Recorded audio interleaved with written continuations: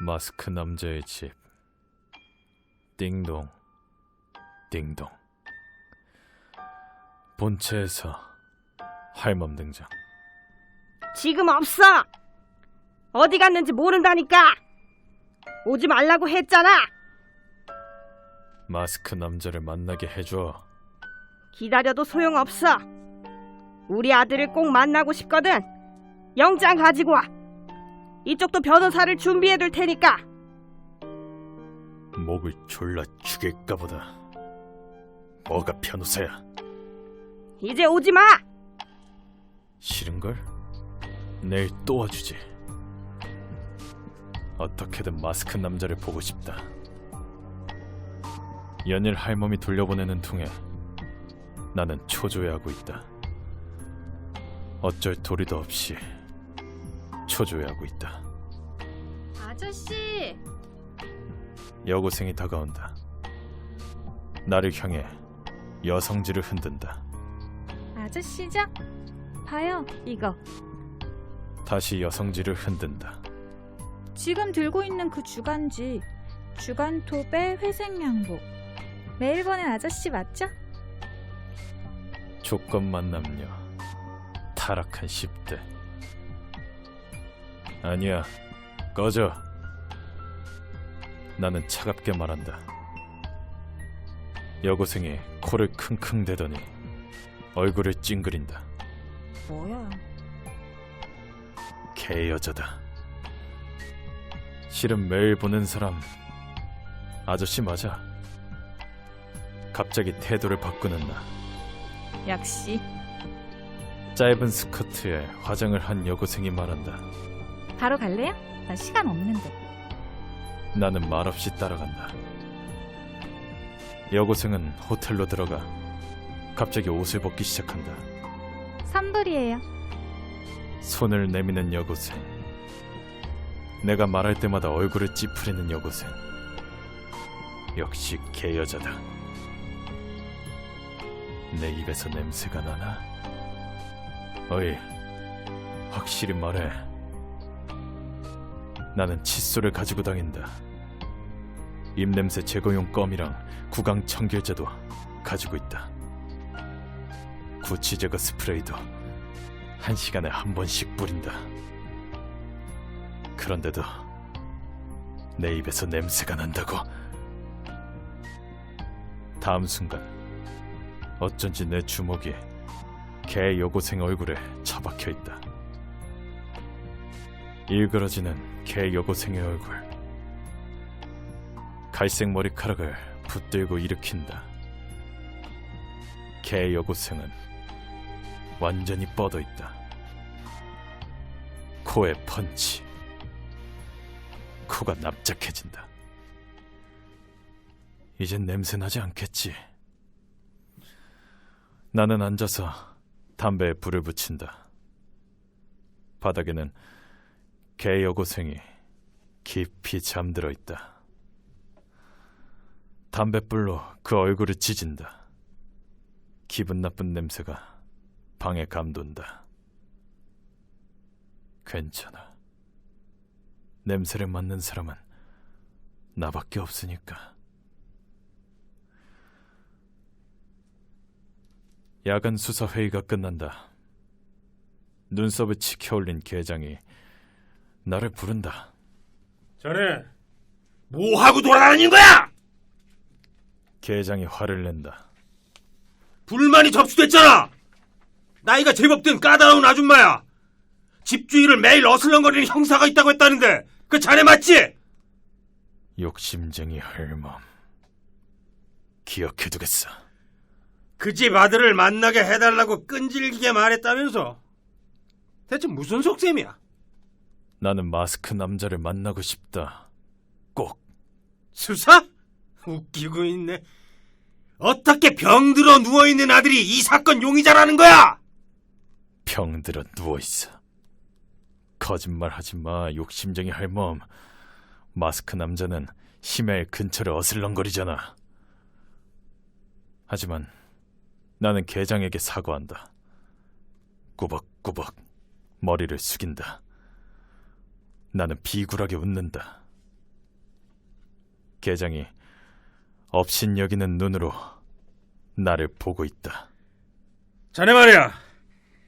내일부터 수사본부에 안 나와도 돼. 눈앞에 앉은 청년의 빈정거리는 미소를 띤 인매를 본 기억이 어렴풋이 난다. 하지만 내 기억 속에 낀 안개는 마사키라는 청년의 이름을 들어도 바로 거치지 않았다. 그 안개를 날려버리는 바람의 역할을 한 것은 나와 이야기할 때 드러난 그의 눈빛이었다. 때때로 주위를 둘러보는 마치 예비조사라도 하러 온 범죄자와 같은 눈초리. 어릴 적과 변함이 없다. 마사키는 딸 리카보다 3살인가 4살 위로 어릴 적에 근처에 살았다. 당신은 이 일대에서 코가 낮다는 의미인 돼지와 탱구가 아무런 밥먹 없이 함께 살던 때였다. 마사키는 다른 아이 몇 명과 함께 자주 우리 집에 놀러 왔는데 나는 그가 돌아간 후 꼭 뭔가가 없어진다는 사실을 알고 있었지만 어린아이의 장난이라고 생각해 눈 감아주었다. 하지만 자라면서 마사키의 행동은 더욱 심해져 어느 틈엔가 어른들에게 동네에 애물단지라며 냉대를 받게 되었다. 리카가 죽고 나서는 직접 만날 기회도 없어져 그가 언제까지 이 근방에 살았는지는 전혀 모른다. 많이 컸구나. 마사키가 찾아온 이유를 수상하게 여기면서도 미소를 지으며 그를 응대했다. 네, 선생님도 여전하시군요. 마사키의 키는 나보다 컸다. 하지만 무언가를 찾듯 방 안에 빈틈없이 시선을 주는 모습은 아이 때와 다름이 없었다. 좀처럼 본론으로 들어가려 하지 않는 마사키를 보고 내가 먼저 말을 꺼냈다. 오늘은 무슨 일로 왔지? 마사키는 희죽희죽 웃을 뿐이었다. 나에게 무슨 용무라도? 아, 네. 요전에 리카를 만났어요. 뭐? 반갑더군요. 그럴 리 없어. 왜 그러시죠? 리카였다고요. 틀림없습니다. 마사키는 입가에 웃음을 띠고 내 반응을 살폈다. 리카는 죽었어. 그럼 제가 본 건 유령이었나 보군요. 생판 남이라도 닮는 경우는 있으니까. 그건 아닐 텐데요. 선생님, 괜찮으시다면 술을 좀 마시고 싶습니다만. 캐비닛에서 위스키와 잔을 꺼내 마사키 앞에 놓았다. 모리사와 리카. 리카의 현재 이름이더군요. 선생님, 진실을 알려주시죠. 양녀로 보냈어. 아내를 잃고 나도 병을 앓았지. 남자 혼자 힘으로 키울 수 있는 상황이 아니었어. 아, 예. 마사키는 흥미없다는 듯 듣고 있었다. 이상한 일이 있더라고요. 얼굴에 땀이 배어났다. 리카는 탱구였잖아요. 저랑 똑같이. 하지만 전에 만난 리카는 웬일인지 돼지가 되어 있더군요. 분명 리카의 어머니도 탱구였죠. 아, 참 예쁜 분이었는데. 나는 커피에 손을 뻗었다. 선생님, 손이 떨리네요. 괜찮으십니까? 그 소녀는 리카가 아니야. 그런 일은 있을 리가 없어. 그럼 당국에 통보해서 조사해달라고 하죠. 주소도 알고 있어요. 괜찮겠습니까? 선생님, 이런 싸구려 위스키 말고 저 브랜디를 마시고 싶은데요. 마사키는 캐비닛을 가리켰다. 마시고 싶은 걸 마시게. 마사키는 브랜디를 3병 꺼내 2병을 자기 가방에 넣었다. 그리고 1병은 직접 입에 대고 병나발을 불었다. 요즘 술도 제대로 못 마실 형편이라서요. 미안하지만 진찰 예약이 있는데. 방해가 됩니까? 돌아가죠. 텐구로 태어난 리카가 어떻게 돼지가 되었는지 가르쳐만 주신다면. 탱군이 돼지니 그런 단어는 쓰지 마! 언성을 높였다. 차별 반대입니까? 멋지군요. 과연 인텔리 선생님이십니다. 돌아가게.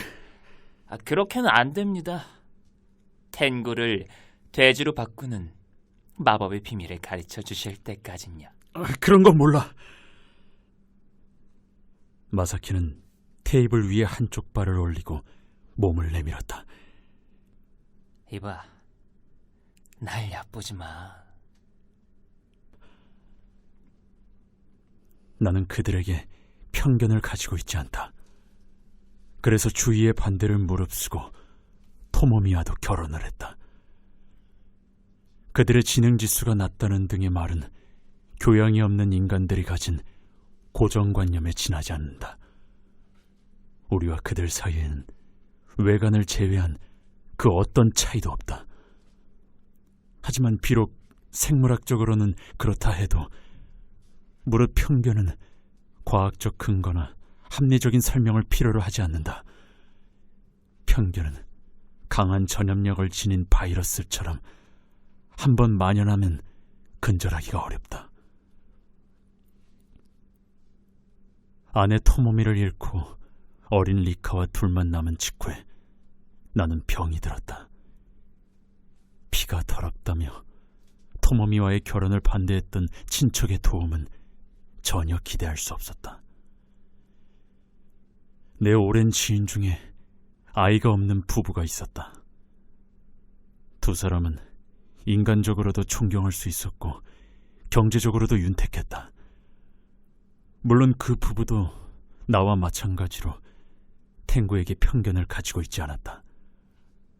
만약 차별주의자였다면 소중한 딸을 맡기지 않았을 테고 그 이전에 그들도 리카를 받아들이지 않았을 것이다. 지인들은 원래 모습의 리카로 충분하다고 말해주었다. 하지만 당시 나는 변모해가는 사회에 불안을 느끼고 있었다. 진학, 취직, 결혼, 사회의 모든 부분에서 탱구에 대한 차별이 표면화되고 있었다. 나는 리카의 장래를 염려해 수술을 결심했다. 생애 단 한 번 내가 행한 전환 수술이었다. 이러한 세상이 되었기에 당시의 결심은 잘못되지 않았다고 확신하고 있다. 나는 그 이후로 리카를 만나지 않았다.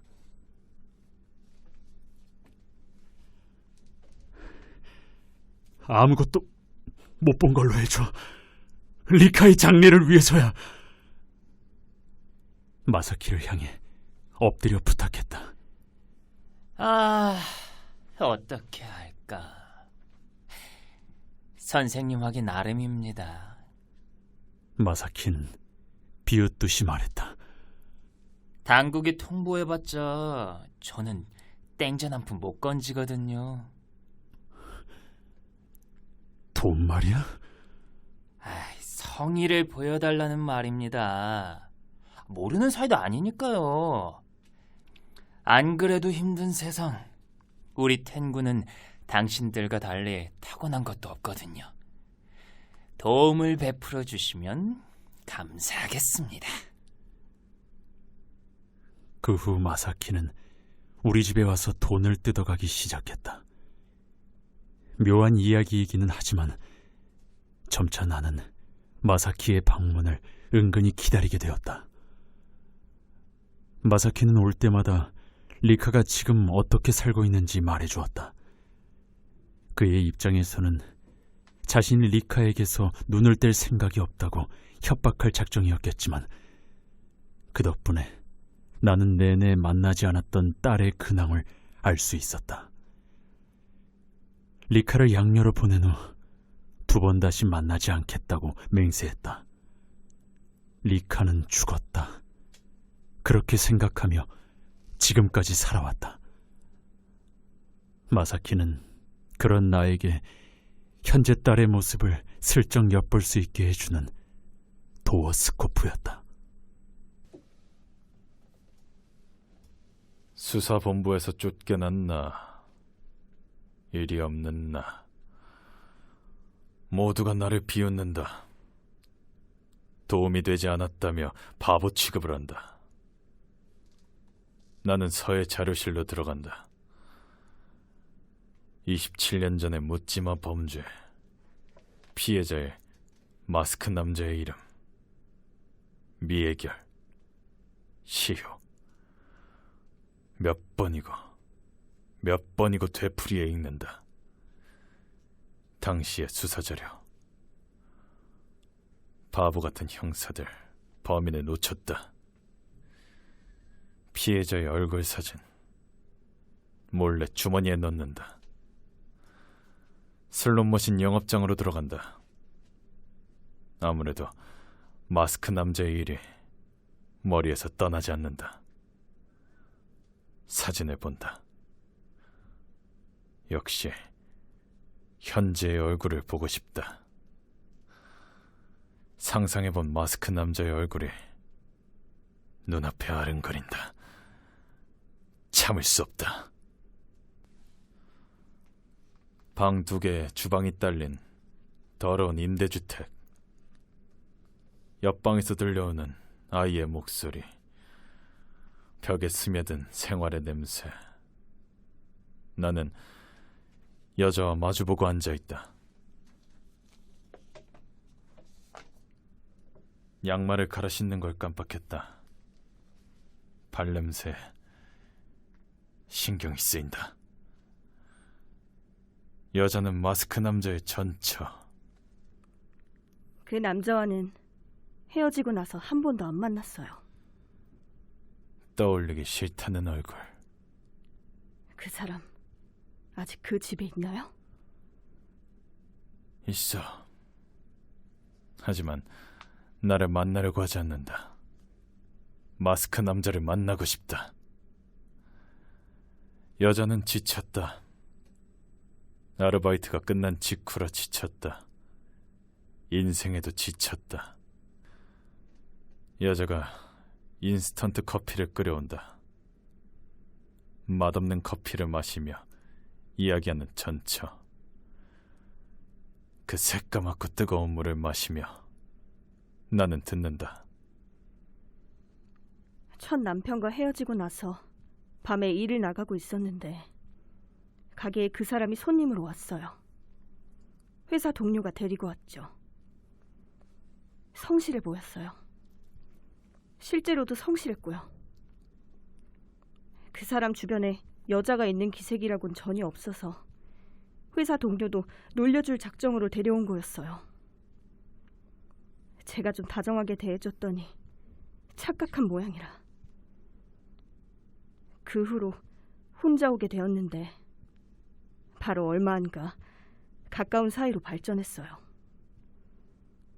별난 느낌이 드는 사람이었지만 저도 아이 혼자 끼고 사는데 넌덜머리가 나서 이 사람도 괜찮지 않나 싶은 마음에. 자선가의 아들, 혹 달린 호스티스에게 걸리다. 역시나. 별나다는 건 형사님도 아시죠? 몰라. 난 아직 마스크 남자를 못 만났어. 가게 아이들도 모두 기분 나빠했어요. 기분 나쁘더라. 만나고 싶은 마스크 남자. 갑자기 여자가 일어나서 창문을 연다. 어이, 왜 창문을 여는 거야? 안 덥잖아.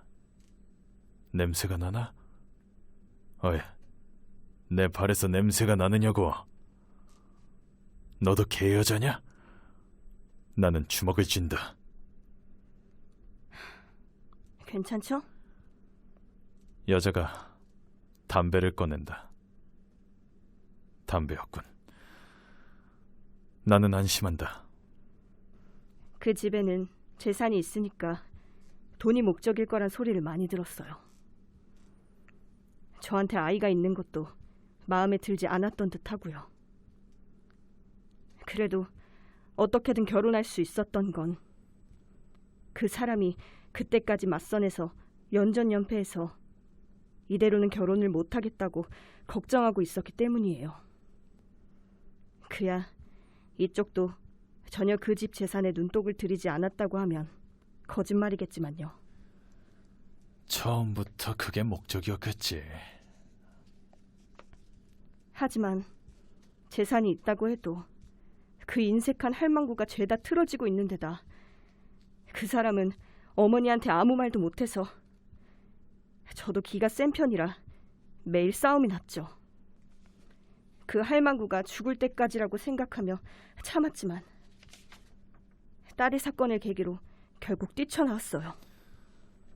마스크 남자와 이 여자의 딸, 결혼하고 바로 태어난 딸, 그리고 상해 사건.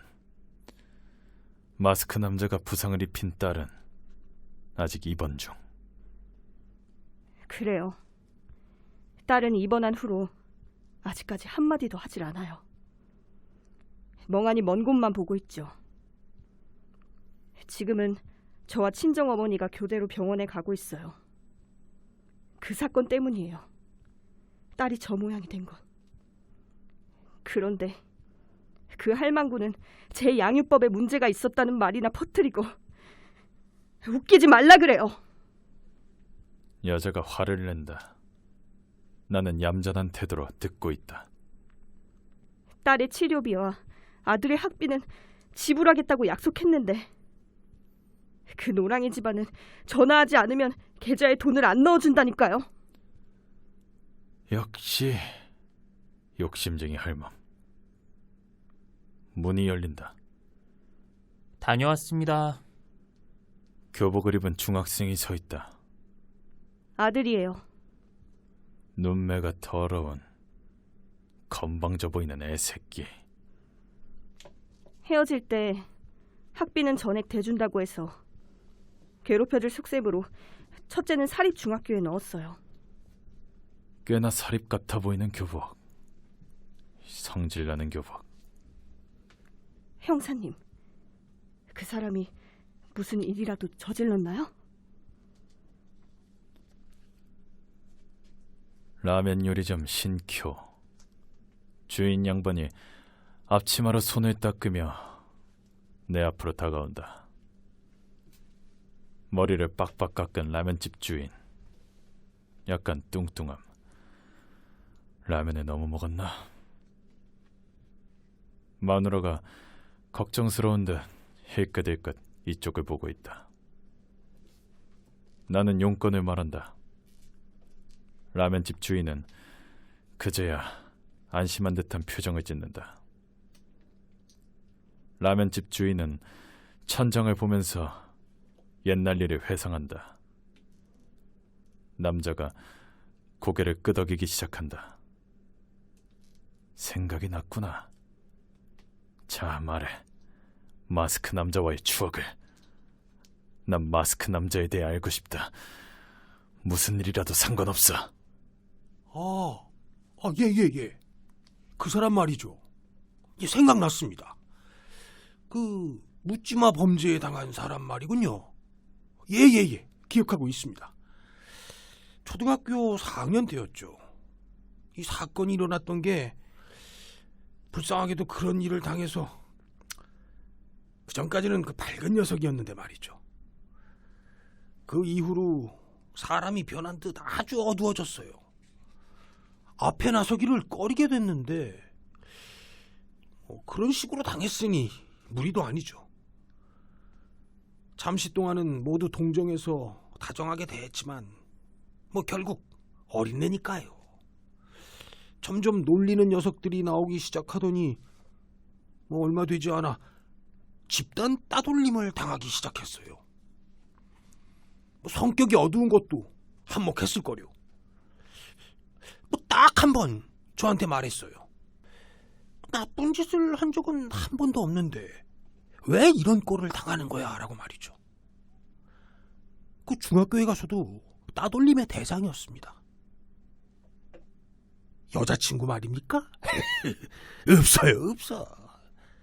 여자친구는커녕 포크 댄스 때도 여자아이가 손을 잡아주지 않았죠. 그 소풍을 가면 버스 옆자리에 아무도 앉질 않고 그 교실에서도 모두 무시하곤 했어요.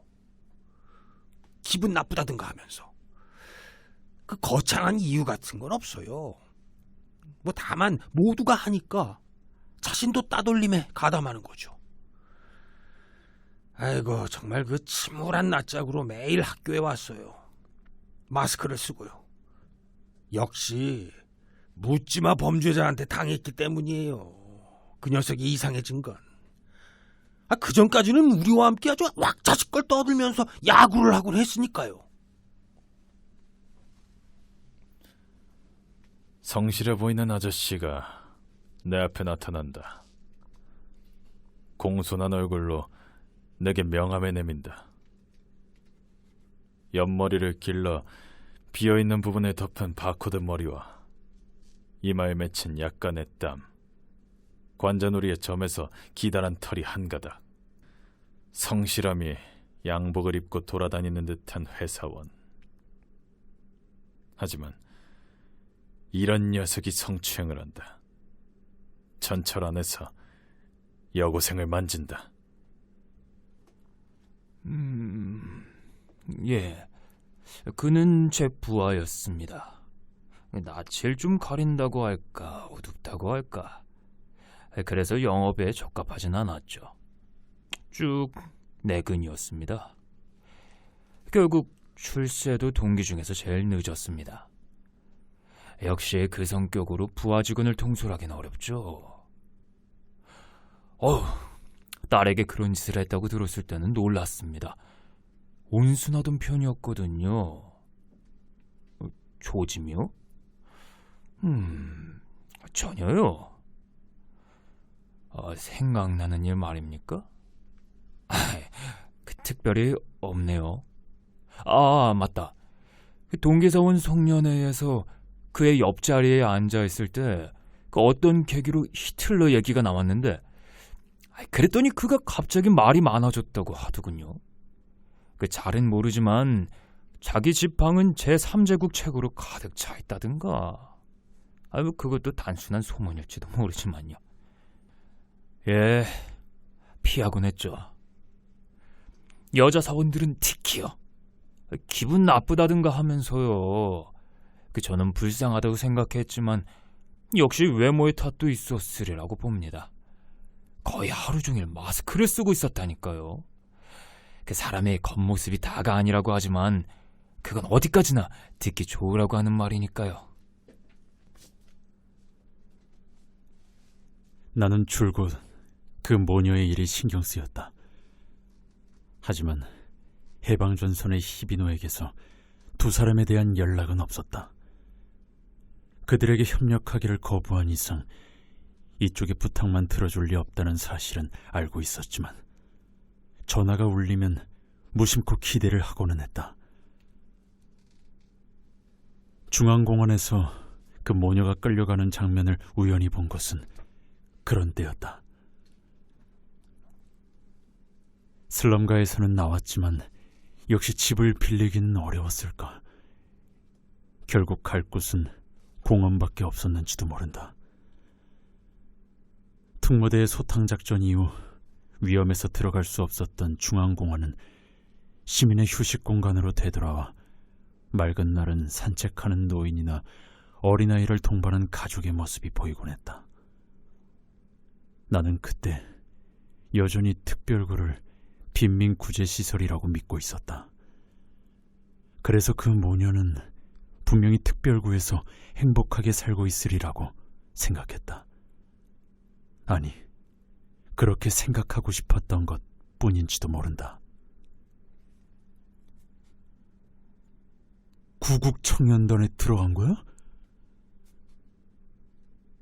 그날 마사키는 구국청년단의 갈색 제복을 입고 왔다. 가슴에는 벚꽃과 S자를 본뜬 도안에 휘장이 달려 있었다. 계속 멤버였지. 난 탱구라서 좀처럼 정식 멤버로 취급해주지 않았지만 겨우 인정받았거든. 마사키는 득이양양했다. 무슨 일을 하지? 텐구 사냥이야? 텐구 사냥? 텐구를 처전해서 특별구에 보내는 거야. 그 말을 듣고 해방전선의 여자가 한 마리 떠올랐다.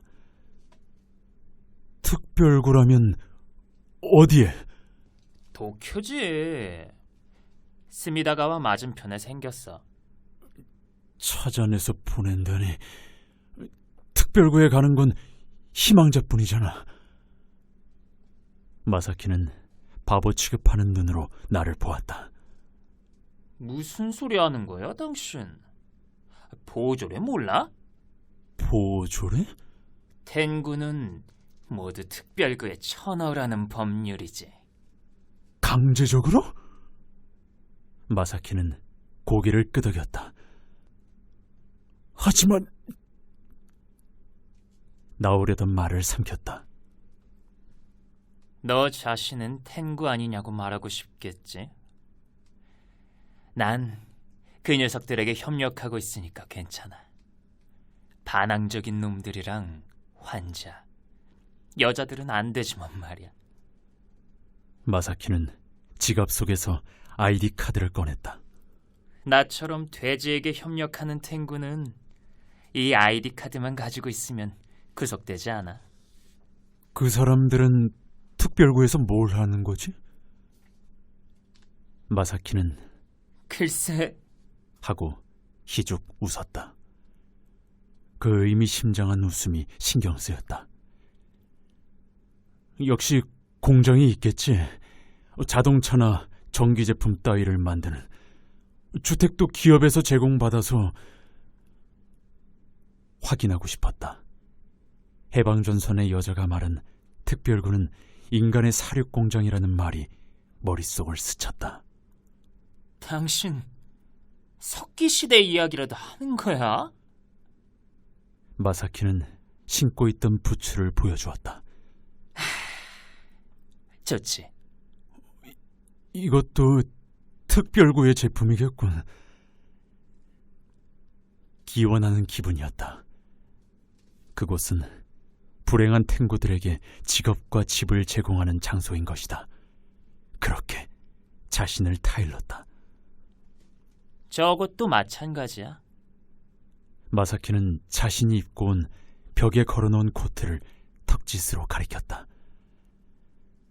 세상과는 관계를 끊고 살아서 말이야. 이런 의복류도 만들고 있는 줄은 몰랐어.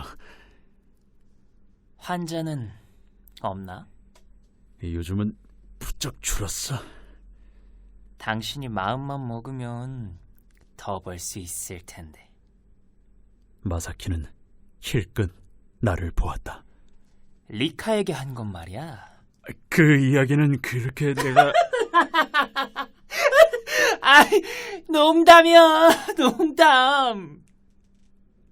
마사키는 소리 높여 웃더니 내 어깨를 두드렸다. 아들뻘 정도의 이 젊은이를 화나게 할 수는 없다. 나 자신을 위해서가 아니다. 리카를 위해서다. 이런 관계가 평생 이어진다고 해도 딸을 위해 참을 자신이 있다. 게다가 마사키가 여당의 청년 지부인 구국청년단의 멤버라는 사실을 안 이상 더욱더 기분을 상하게 할 수는 없다. 마사키는 구국청년단의 정신 멤버가 된 것이 정말 기뻤던지 평소보다 기분이 좋았다. 먹어. 그는 자신이 들고 온 소고기 육포 봉지를 내 앞에 놓더니 브랜디를 입에 갖다 댔다. 맛있지? 이것도 특별구에서 만든 거야. 맛있네. 이런 식품도 만들고 있구나. 이 아저씨가 시대에 뒤처졌군. 다음번은 육포가 아니라 당신에게도 부추를 가져다 줄게. 고마워. 요즘은 물가가 높아서 도움이 될 거야. 과연 네 얼굴은 통하나 보구나. 그렇지도 않아. 왜 그래? 이거 무슨 가죽인지 알겠어? 마사키는 부추를 앞으로 내밀고 내 얼굴을 가만히 쳐다보았다. 부드러운 것 같은데? 역시 가죽은 여자 것이 최고야. 뭐? 설마... 마사키가 웃었다. 여자 몸이란 건 대단하다니까. 살아있을 동안에는 즐길 수 있고 죽어서도 버릴 것은 없어. 가죽은 부추와 옷, 그리고 고기는 말이야. 마사키는 웃으면서 가지고 있던 소고기 육포를, 아니, 내가 소고기 육포라고 생각하고 있던 물건을 흔들었다. 이건... 나는 입에 넣었던 고기를 뱉고 바닥에 웅크렸다. 다음에는 목욕용 비누도 가져다 주지. 때도 잘 지는 데다 피부에도 부드러워. 그야 그렇겠지. 뭐니 해도 원료는... 나는 양손으로 귀를 막고 화장실로 뛰어들어가 토했다. 등 뒤에서 마사키의 웃음소리가 들렸다. 마사키가 돌아가자마자 바로 해방전선의 히비노에게 전화를 했다. 받은 명함에 적혀있는 MPO 법인의 전화번호는 아직 사용되고 있었다. 여보세요. 저 히비노 씨 계십니까? 그쪽은 경계하는 목소리였다. 의사라고 말하면 알 겁니다. 어떻게 이 번호를? 히비노 씨에게서 직접 들었습니다. 이쪽에서 연락하죠. 상대는 그 말만 하고 전화를 끊었다. 가만히 있을 수가 없었다. 특별구의 진상을 안 이상 지금까지처럼 눈과 귀를 막고 이 클리닉에 틀어박혀 사는 일은 더 이상 불가능하다. 그 모녀에게 수술을 해주었다면 그들은 특별구에 보내지지 않았을지도 모른다. 그 생각이 나를 뭉개버리려 하고 있었다. 무언가를 하고 싶었다. 누군가와 이야기하고 싶었다.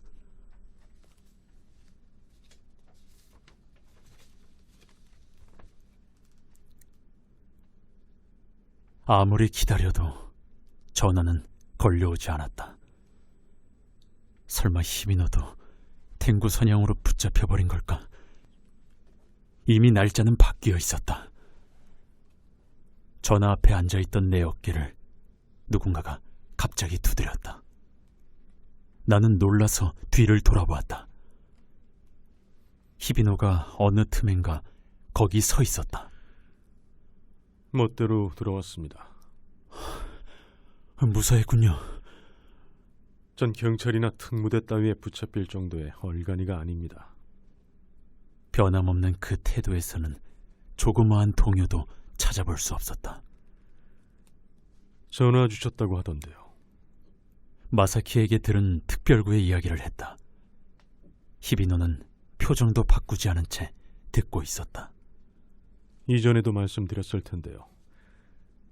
당신이 이 병원에 틀어박혀 생각 없이 세월을 보내고 있는 동안 몇 명이나 되는 텐구가 특별구에 보내졌다고 생각하십니까? 하지만 아직도 믿을 수가 없습니다. 지금 같은 시대에 그런 일이 행해지다니. 히비노는 동정하는 듯한 눈길을 보내며 한숨을 쉬었다. 스미다가와에 가보십시오. 강 건너편에 서 있는 높은 굴뚝에서 24시간 뿜어져 나오는 연기 냄새를 맡아보시란 말입니다. 그 이상 아무것도 묻지 않았다. 그 소녀가 분홍색 체육복을 입고 기쁜 듯이 자신의 모습을 비추어 보던 거울을 보았다. 그곳에는 수염이 제멋대로 자라난 꼴보기 싫은 중년 남자가 비칠 뿐이었다. 내가 수술을 거절했을 때 토모미를 닮은 여자가 보였던 절망스러운 표정. 나는 불행한 어머니 앞에 희망이라는 시를 들이우면서 그 어머니가 필사적으로 기어 올라오자 눈앞에서 그 시를 끊었다. 어떻게 그토록 잔인한 짓을 했단 말인가? 울어봐야 소용없습니다, 선생님. 어떻게 협력할 마음은 있는 겁니까? 없는 겁니까? 모든 말씀만 해주십시오. 할 수 있는 일이라면 무엇이든지 하겠습니다.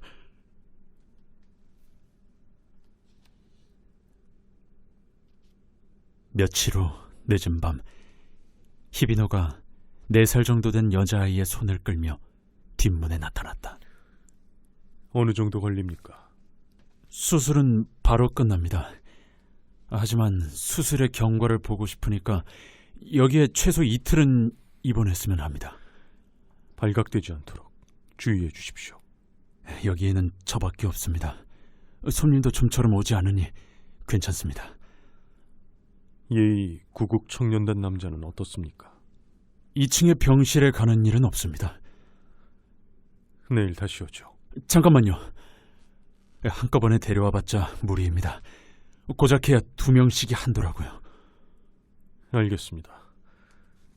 당국의 텐구 선양도 엄중해지고 있으니 가능한 한 서둘러 주십시오. 이 아이의 부모는? 이미 특별구로 끌려갔습니다. 이 아이의 형제도 함께요. 그럼 이 아이는 이제부터?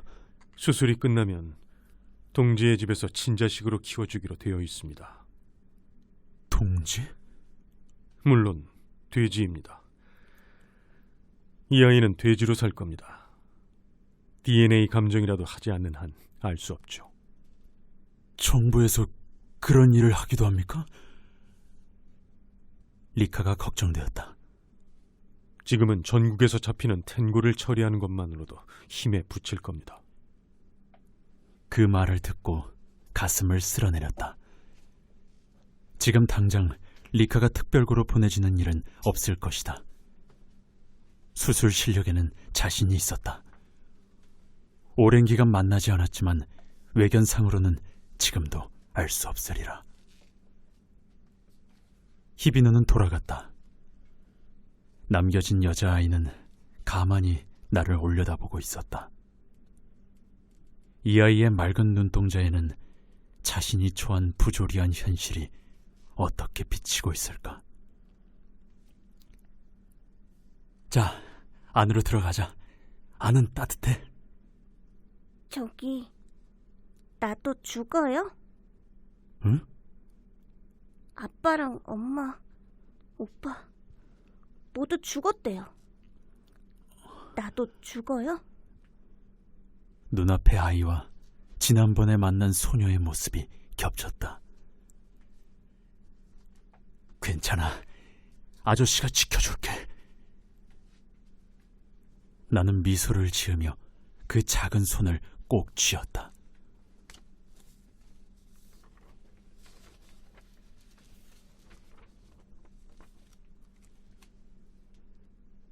다음 날 히비노가 데리고 온 아이도 여자아이였다. 히비노의 얼굴에는 피로한 기색이 역력했다. 괜찮습니까? 저는 괜찮습니다. 선생님이야말로 주의하십시오. 당국이 의사들을 조사하고 있습니다. 수술이 들통났습니까? 무면허 의사가 제법 있으니까요. 지금 전환 수술을 하는 게 발각되면 면허 취소만으로 끝나지는 않을 겁니다. 선생님도 분명히 특별구행입니다. 각오는 하고 있습니다. 부디 조심하십시오. 아이를 구하고 그 결과로 특별구에 보내진다고 해도 후회는 없다. 신기하게도 공포감은 없었다. 지금까지는 정신적으로 죽은 사람이나 마찬가지였다. 이 일로 목숨을 잃는다 해도 육체와 정신이 죽음이라는 점에서 하나가 될 뿐이라는 생각이 들었다. 입단 이후 마사키는 항상 구국청년단의 제복을 입었다. 폭력의 상징인 그 제복을 볼 때마다 혐오감을 느꼈지만 마사키의 앞에서는 그 감정을 억누를 수밖에 없었다. 2명의 소녀는 2층 병실에 있었다. 마사키에게 들키지 않도록 진정제를 놓아 재워두었다. 선생, 오늘은 특별히 부탁이 있어서 왔어. 입가에는 평상시와 다름없이 비열한 웃음을 띠고 있었다. 무슨 일이지? 새삼스럽게. 장사를 시작해보려고. 장사? 인재 파견업을 해볼까 해서. 그래서 나에게 뭘... 이놈이 생각하는 일이다. 어차피 변변치 않은 일임에 틀림없다. 수술이야. 리카에게 한 것처럼 말이지. 이건 사람을 구하는 일이기도 해. 무슨 뜻인지 모르겠는데... 간단해. 당신들 돼지 중에 변태 아저씨에게 내가 아이를 알선하는 거야. 성매매란 말씀이지. 그렇다고 해도 돼지 어린애를 그런 장사에 써먹으면 들켰을 때 귀찮아져. 아동복지법이라든가 여러 가지로 말이야. 그런 점에서 텐구의 아이라면 당국도 눈 감아주거든. 손님한테는 돼지꼬맹이라고 말하지만 실은 텐구가 성형한 위장돼지라는 말씀이지. 차마 들을 수 없는 이야기였다. 그걸 득이양양하게 이야기하고 있다. 이놈은 철저하게 썩었다. 나는 무리야. 다른 의사에게 부탁해. 당신 그런 말할 입장이야? 리카의 일이라면 이미 충분한 돈을 줬잖아. 아직 충분하다고는 할 수 없지. 거기에 추가 요금도 받아야겠는데. 추가 요금이라고? 그래. 아이 2명분의 입막음 비용을 추가해서 받겠어. 그렇게 말하고 마사키는 내 앞으로 손을 내밀었다. 최근에 조그만 게 2명 이 클리닉에 왔을 텐데. 마사키는 2층에 있는 거 알고 있어 라고 하듯 천장을 올려다보았다. 몰라. 무슨 소리야? 선생은 거짓말이 서툴러. 내가 아무것도 모른다고 생각하는 거야? 못하면 우리 멤버를 불러서 이 클리닉을 수색해볼까? 그런 권한 정도는 있다고. 마사키는 휴대전화를 꺼냈다. 잠깐만. 알면 됐어. 조만간에 텐구 꼬맹이를 데리고 올게. 넌 아무렇지도 않은 거냐? 분노로 목소리가 떨렸다. 인간으로서의 마음이 없는 거냐고! 별로. 그 어린애들도 이대로 탱구 사냥을 당해 잡히면 특별구에 보내져 죽임을 당할 뿐이야. 설령 변태 돼지들의 장난감 취급을 당하더라도 살아있는 것만 해도 어디냔 말이지. 그렇게 생각하지 않아, 선생? 나는 마스크 남자를 만나는 일을 포기할 수 없다. 하교하고 있을 애새끼를 숨어서 기다린다. 그때 애새끼가 입고 있던 교복, 벚꽃 마크의 S자 휘장, 바보라도 들어갈 수 있는 사립중학교. 발견. 마스크 남자의 자식놈이 이쪽을 봤다. 나는 상냥하게 손을 든다. 애새끼는 나를 향해 머리를 숙인다. 예의 바르잖아. 애비랑 다르게. 그런가? 이 녀석은 마스크 남자의 친자식이 아니다. 닮을 리가 없다. 귀여운 데라고는 없는 애새끼가 탐탁지 않다는 눈으로 나를 보고 있다. 안심해. 수상한 사람은 아니야. 적어도 네 애비보다는. 네. 가끔씩 아빠 집에 얼굴은 비추는데요. 맞아요. 댁에 집에 있어요. 일이요? 잘 모르는데요. 집세로 생활하는 거 아닐까요? 애새끼는 가만히 나를 쳐다본다. 아빠를 만나고 싶어요? 글쎄, 어려울지도. 며칠 후 윙 휴대전화가 진동한다. 화면에 애새끼라는 글자가 뜬다. 형사님, 오늘 오후에 아빠 집에 갈 건데요. 별일 없으세요? 바로 결정. 별일 같은 건 없다. 나는 언제나 한가. 하지만 나 이외의 형사는 바쁘다. 아무리 이래도 성과는 없다. 그 사건도 분명 미궁에 빠질 것이다. 로리콤 새끼가 큰 소리로 비웃는 소리가 들리는 듯하다. 나는 그런 로리콤 새끼보다 마스크 남자를 만나고 싶다. 교복 차림으로 애새끼가 역 앞에 서 있다. 나는 카페에서 케이크와 오렌지 주스를 사준다. 죄송해요, 갑자기. 만사 오케이. 마스크 남자를 만날 수 있다면 이른 아침 심야 대환영. 전화했더니 아빠 기분이 좋았거든요. 기분이 좋든 나쁘든 어느 쪽이라도 상관없다. 마스크 남자를 만날 수 있다면. 효도하는구나. 아버지를 만나러 가다니. 내 입은 마음에도 없는 말을 하고 있다. 네, 거짓말쟁이. 나는 허물없는 아저씨로 바뀌어 본심을 끌어내려 한다. 나는 프로. 애새끼는 간단하게 짓거리기 시작한다.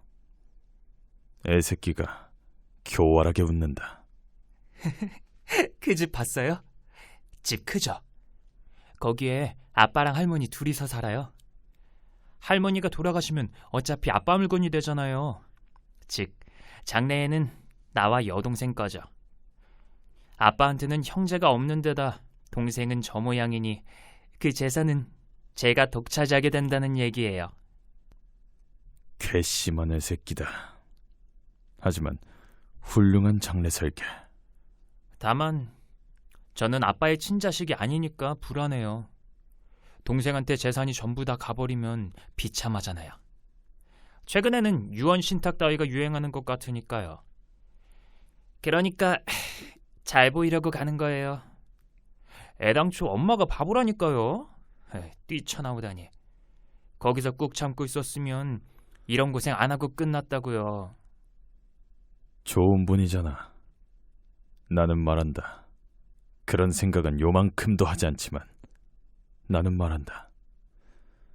애새끼는 손쉽게 걸려든다.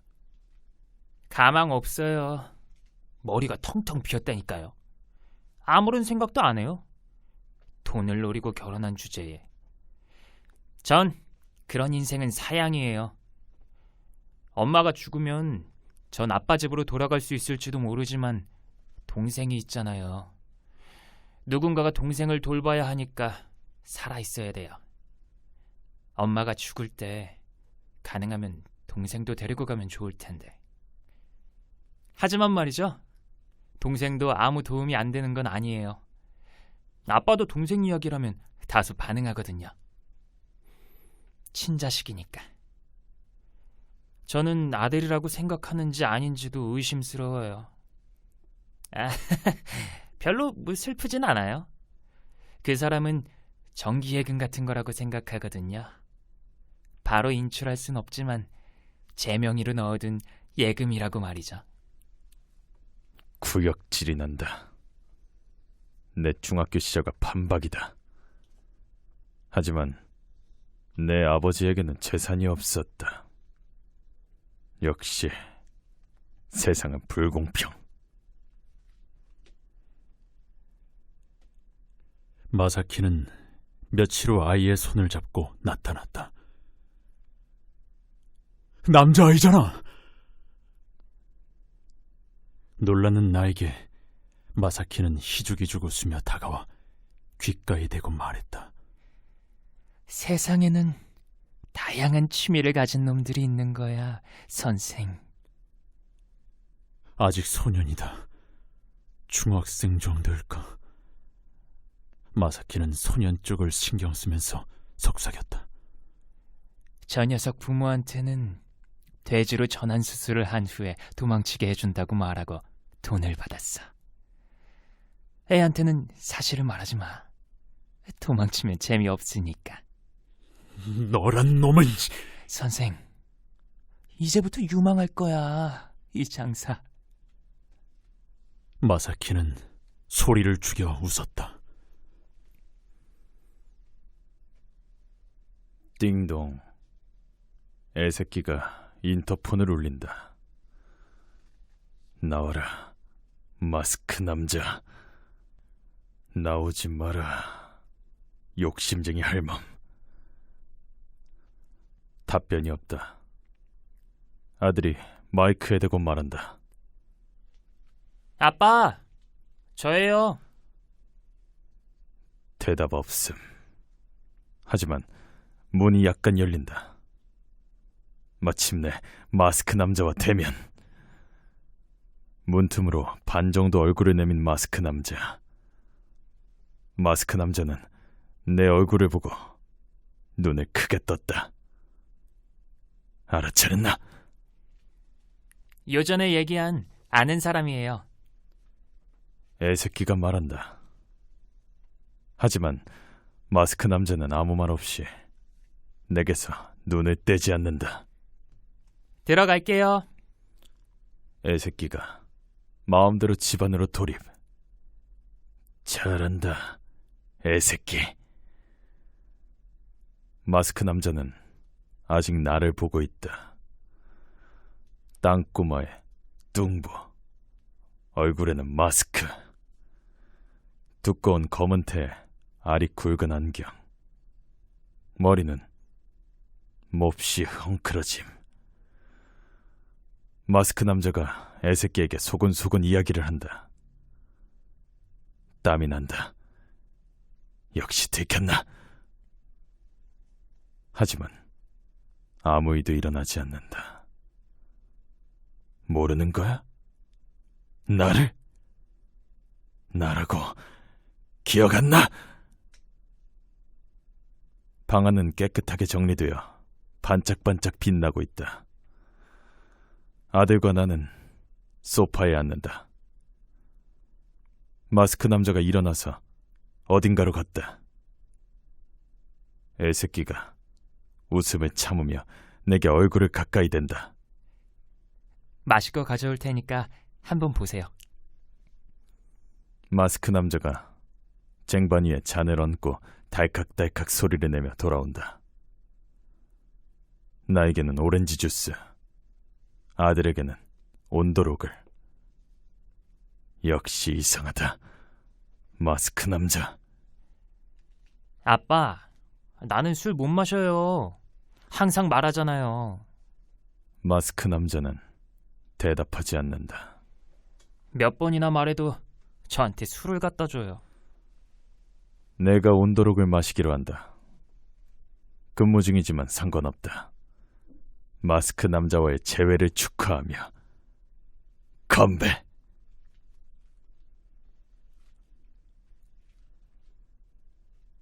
나는 온도록과 오렌지 주스를 두 사람 앞에 놓았다.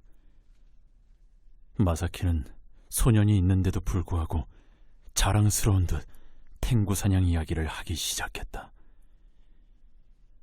옆에 앉은 소년은 이야기를 듣는 건지 안 듣는 건지 훔쳐보듯 가끔 내게 시선을 보냈다. 또 소년과 눈이 마주쳤다. 그 순간 내 안에서 작은 빛이 켜졌다. 어디서 만났던가? 기억을 거슬러 올라가 보았지만 소년의 얼굴은 찾을 수 없었다. 지금 마침 환자가 돌아간 참이라서. 무슨 소린지 모르겠다. 아들이 다시 작은 소리로 해설. 자기를 의사라고 생각하거든요. 여기를 클리닉이라고 불러요. 애새끼는 웃음을 억누른다. 아버지를 완전히 바보 취급하고 있다. 그때 세계가 흔들렸다. 지진인가? 어쩐지 졸리다. 겨우 온도록 한 잔으로. 그러는 동안 바닥이 물결치기 시작했다. 어이, 마사키, 왜 그래? 나는 애새끼의 몸을 흔든다. 푹 자고 있다. 이상하다. 나 뭔가 집어넣었구나. 마스크 남자, 이 새끼 술에 뭘 넣었어? 일어서는 나, 바로 엉덩방아를 찢는 나.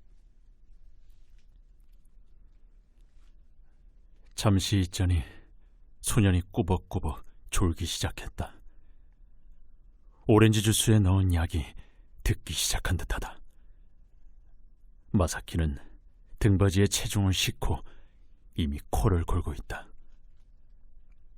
마지막이다. 이제 되돌아갈 수는 없다. 나는 창가로 가서 커튼 뒤에 숨겨놓은 방망이를 손에 들었다. 마스크 남자가 어디론가 간다. 어떻게 할 수 없을 정도로 졸리다. 눈꺼풀이 느릿느릿 내려온다. 마스크 남자가 돌아온다. 어이, 뭐야 그거? 왜 방망이를 들고 있어? 그 방망이로 뭘 어쩌라고? 옷을 벗는 마스크 남자. 하얀 팬티 한 장만 입은 마스크 남자. 털이 많은 마스크 남자. 마스크 남자가 팬티 차림으로 방망이를 휘두르기 시작한다. 애새끼는 숙면, 나는 몽롱. 마스크 남자는 진지하게 움직인다. 방망이가 붕붕 소리를 낸다. 땀이 흩날린다.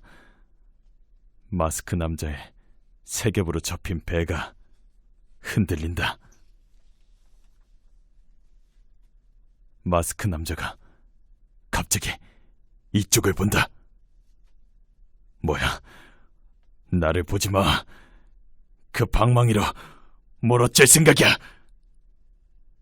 마스크 남자가 가까이 온다. 나와 애새끼 앞으로 다가온다. 큰일이다. 도망쳐.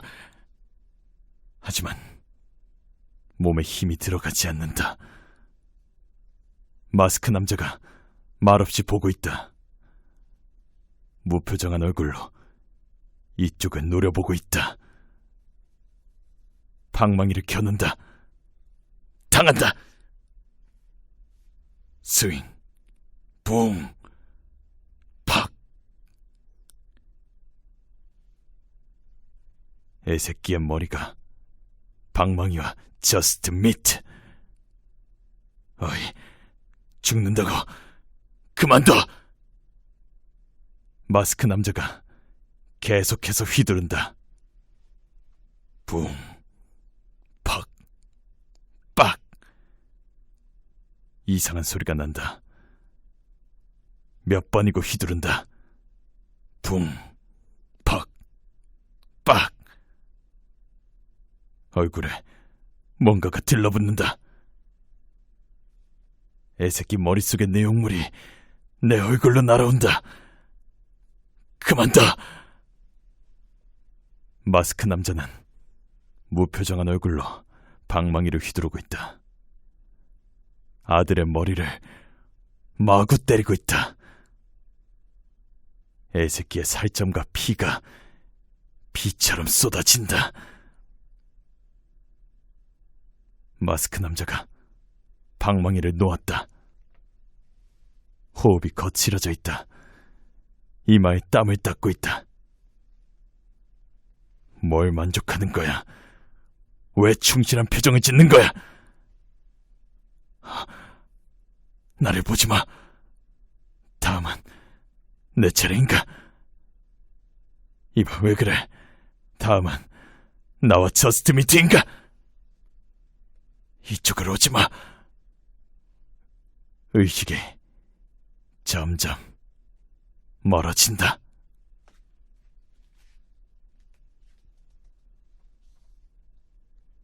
마사키가 머리에서 피를 흘리며 눈앞에 누워있다. 이럴 수밖에 없었다.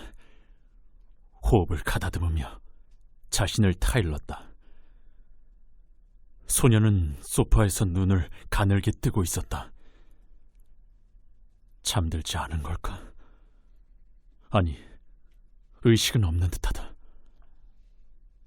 너를 살리기 위해 어쩔 수 없었단다.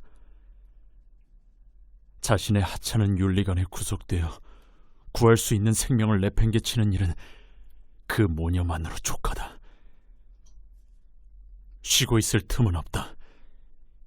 히비노가 데려온 어린아이들과 달리 중학생 정도인 이 소녀는 양손으로 끌어안기에는 너무 컸다. 나는 소년을 등에 업고 2층의 수술실로 데려갔다. 눈이 떠졌다. 여기는 어디지? 어둑어둑한 방. 기억이 점점 떠오른다. 마스크 남자와의 대면. 마스크 남자가 휘두르는 방망이. 맞다. 애새끼가 당했다. 살아있는 나. 목숨을 건진 나. 딱딱한 침대에 눕혀져 있다. 머리를 만져본다. 우그러들지 않았다. 뇌도 들어있다. 저스트 미트한 것은 애새끼뿐이다. 일어서는 나. 하지만 머리는 개운하지 않다. 알아. 맡아본 적이 있는, 기억에 있는 냄새. 이불 밑으로 조그만 발이 4개 나와 있다. 나는 이불 끄트머리를 잡고 조심조심 안을 엿본다. 강렬한 냄새가 코를 찌른다. 전 일본의 파리가 여기 모여있다. 이건 소녀 2명 행방불명 사건. 해결. 결정됐다. 나의 승진. 경시총감상은 따놓은 당상, 울상을 짓는 파트너, 내게 두 손을 비비는 계장, 나를 바보로 취급하던 형사들이 존경의 눈빛으로 악수를 청해온다. 대단하다 나, 멋지다 나. 침대에서 내려온다. 근데 아직 발걸음이 비틀거린다. 약 기운이 남아있다. 정신 차려라 나. 마스크 남자를 체포하고 영웅이 되라 나. 찰칵 문이 열린다. 마스크 남자가 들어온다. 손수레를 밀고 있다. 손수레 위에는 수술 도구, 배기에 모자, 손에는 고무장갑. 무슨 흉내냐, 마스크 남자. 너를 체포하겠다. 소녀 둘을 유괴, 살해한 혐의다. 덧붙여 네 바보 아들 살해도. 멋있게 나는 말한다. 드라마처럼 나는 말한다. 하지만 혀가 꼬인다.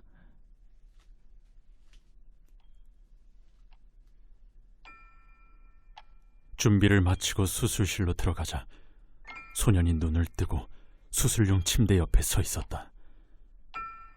소년은 가만히 나를 쳐다보았다. 그 눈을 보니 역시 어딘가에서 본 적이 있다는 느낌이 들었다. 다음 순간 내 안에서 어떤 기억이 되살아났다. 그 녀석과 닮았다. 초등학생 때였다. 아마도 집으로 돌아가는 중이었으리라 생각하지만 잘 기억나지는 않는다. 혼자서 걷고 있던 중에 앞에서 오던 중학생과 스쳐 지나갔다. 그 직후 갑자기 뒤에서 괴성이 들려왔다. 뒤돌아보자 그 중학생이 절규하며 나를 향해 달려오고 있었다. 그 다음에 어떻게 되었는지는 전혀 생각해낼 수 없다. 내 앞에 선 소년의 눈은 그때의 중학생과 굉장히 비슷했다. 공포와 분노가 한데 섞인 눈. 필시 탱구 사냥으로부터 도망치기 위해 상당히 무서운 것들을 봤으리라. 이 세상을 뒤덮은 부조리한 어파가 무고한 소년의 눈 속에까지 번진 것이다. 아무것도 무서워할 필요 없단다. 나는 소년에게 다가가 꼭 끌어안았다.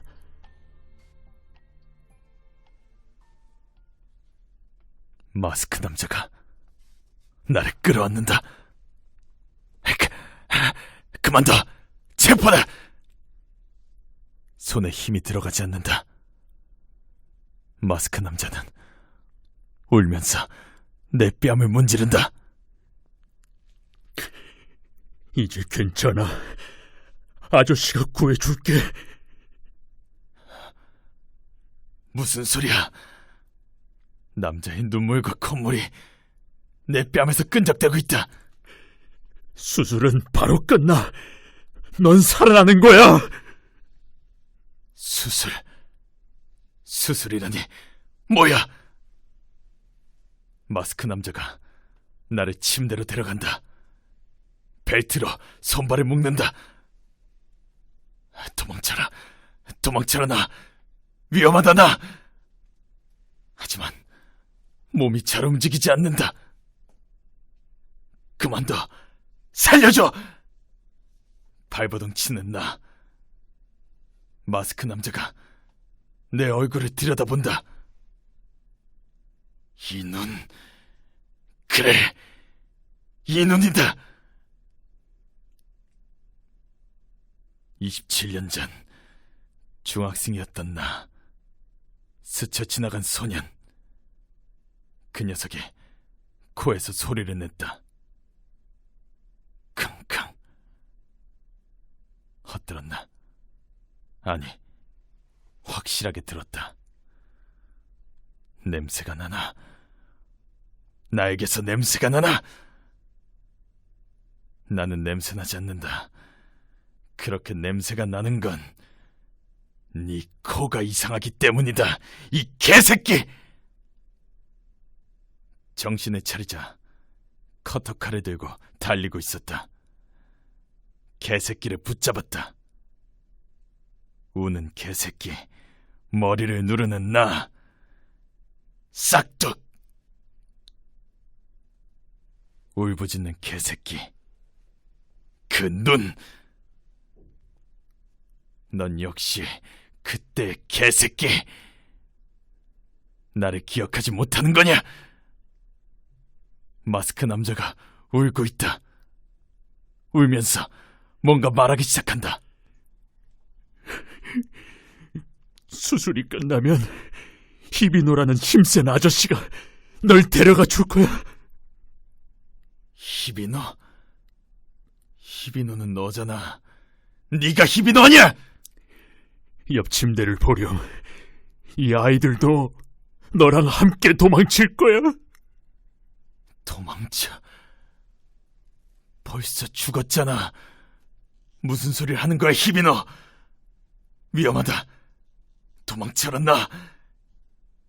히비노가 내 코에 알코올을 쳐바른다. 히비노가 손수레 해서 메스를 든다. 위험해. 그 메스 내려놔! 히비노가 내 코에 메스를 들이댄다. 그만둬! 제발 그만둬!